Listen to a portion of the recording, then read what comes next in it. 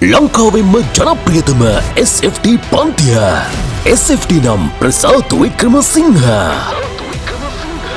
2028 වර්ෂය සඳහා නව පන්ති ආරම්භය මාර්තු මාස මුල් සතියේ සිට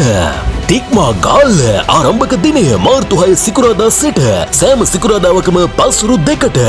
ඇපිරෝ මාතර ආරම්භක දිනය මාර්තු 4 බදාදා සිට සෑම බදාදාවකම පස්වරු 2ට සෙනික් මොරවක මාර්තු 9 සඳුදා සිට සෑම සඳුදාවකම පස්වරු 12ට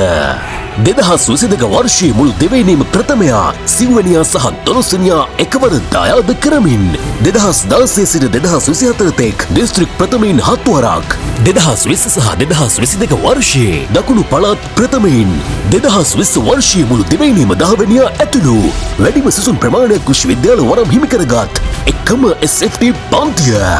SFT නම් ප්‍රසාද් වික්‍රමසිංහ වැඩි විස්තර සඳහා 076යි 975යි 9028 දකුණේ ප්‍රතිඵල වලින් ජනප්‍රියතම SFT පන්තිය SFT නම් ප්‍රසාද් වික්‍රමසිංහ